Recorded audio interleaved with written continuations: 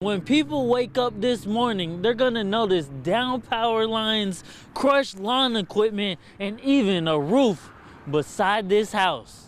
Right now, 85 southbound is closed due to this tractor trailer crash you can see behind me. Crews have been on scene since 4:30 this morning, picking up debris and trying to tow away this tractor trailer. 6 people are in the hospital this morning, including 2 medic employees, after medics said this truck driving the wrong direction crashed into their ambulance. 85 southbound near West Sugar Creek Road will be closed for several hours as Highway Patrol investigates a fatal crash involving a CMPD officer. Right now, we know 4 people were taken to the hospital, including that officer, and 1 person has died on scene. When sports around the world came to a halt, 2 former college basketball players right here in North Carolina found a way to continue to teach the game they love. Rude awakening this morning as this truck crashed to this home, hitting a man's girlfriend who was sleeping on a couch inside. A very sad morning here in Mooresville. We just confirmed with officials that 1 person has died and another person was taken to the hospital. As I get behind the camera, I can show you that this is still a very active scene. As you can see, police and fire on scene, and also Duke Energy. Charlotte reached a grim milestone tonight. It's 123rd homicide. That brings the total to the most homicides in the city's history. Day 2 of NBA All-Star Weekend, and in just a few hours, stars will be right here at the Spectrum Center performing before thousands. Bjorn and Anders Broman are brothers that started Broman Academy, their own basketball training organization, working with kindergartners to professionals. But in March, when the coronavirus arrived, they stopped their training completely.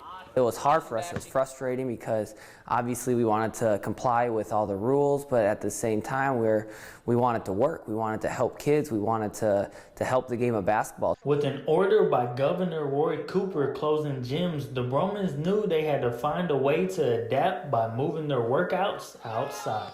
All of the other players that we were working with, we had to move them outside, and then finding parks, finding hoops that still had rims on them, because there's a lot of places that they took the rims off those hoops. And if you can't attend a workout, there's a solution. We post workouts twice a week online, and we want those kids to take those workouts, go outside, work on them so they can still get better on their own.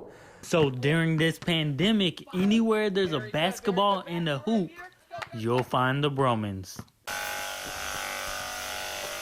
The hum and the mist produced by this electrostatic spray gun will become a routine of the daily duties assigned to York School District 1 bus drivers and transportation staff members like Lester Farmer. Basically what I'm doing is just the cabin area of the bus. Anywhere that's being touched. This year, the risk is high and the responsibility is greater than ever before. District Director of Safety and Training, Kevin Queen, is leading the charge. And our children haven't been with us since March. And they're coming back almost 6 months later. And the first person they're going to see for our bus riders is that bus driver. That's a huge responsibility. The district's 35 assigned buses will be disinfected at the end of each day. Drivers will also sanitize high-touch areas between routes. With most drivers running secondary routes to pick up students in higher grades, many buses will be cleaned up to 4 times a day. But that's only half of the plan. South Carolina restrictions cap ridership at 67%. That gives 44 students on an average 66-seater school bus. I have directed my routing coordinator to minimize the number of students on the bus or lower that number below 44 if at all possible. Because with 44 students on the bus, that's 2 students per seat. Bus riders will be required to wear masks, and they'll be seated from back to front in assigned seats. Drivers will also document the names of students riding each day. But should we have a positive case, we can go back and do contact tracing and make certain that we are informing the people that need to be informed. Indeed, there are new safety protocols in for bus drivers and for students, but there's also a role for you to play when you get behind the wheel. It's a high-stress job in a normal year. Now they're concerned about COVID, and so just being aware of the task and the responsibility that drivers have. So be extra patient and obey the rules of the road, especially when you see one of these big yellow buses.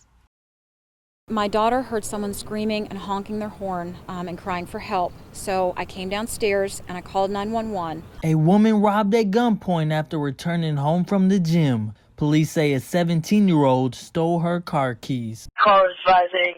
He has a gun. There's a female screaming. Someone else is screaming to get into a car. Neighbors tell us all the commotion alerted her husband, who was in the shower. He ran outside, neighbors rushing to join him.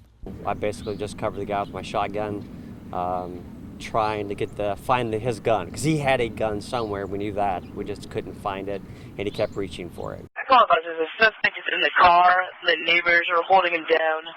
Subject vehicle is going to be a Ford Explorer in the driveway. Holding him down, neighbors told the homeowner to go back inside. He didn't have any clothes on, so at that point, so told him to tap out, go get a towel on or something. Police say when the teen would not put down his weapon, a neighbor shot him. Third call is a neighbor advising that someone's been shot. They held him until police could get there. It could have been a real tragedy. So, good for the neighbors. In Ballantyne, Taylor Simpson, WBTV, on your side. While Dorian was more than 200 miles away from the Crystal Coast, danger snuck up on Emerald Isle. We have got a terrible disaster. It's awful. It was hinting at what was yet to come. And all of a sudden, I heard a loud roar. It wasn't the waves crashing into the pier, but a suspected waterspout turned tornado that ripped a path off the beach. Lay down in the floor of the hallway of the camper where I thought I'd be the safest place at, and all of a sudden, it was bam. Byron's RV was left untouched, but the same can't be said about his neighbors' houses. And it said the Boardwalk RV Park has just been hit. And that's when I thought, oh my God. I recognized it on video. On TV. Carol Haas just bought her first camper that she was storing on this lot. When she saw video of the damage, she noticed her camper wasn't where she left it. Well, that's part of my slide out way down there. It flipped across the street, and now she's trying to salvage whatever's left.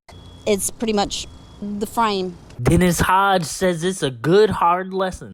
It made me realize that when they do a tornado warning, it is a warning, take cover. But with Dorian turning closer to the shore, evacuation has been issued for Emerald Isle. And debris from dozens of destroyed campers scattered for miles, they know it's only the start of what lies ahead. All the debris is what's going, flying is going to be so bad. Because there's no way they can get all this up between now and midnight tonight. In Emerald Isle, Taylor Simpson, WBTV, on your side.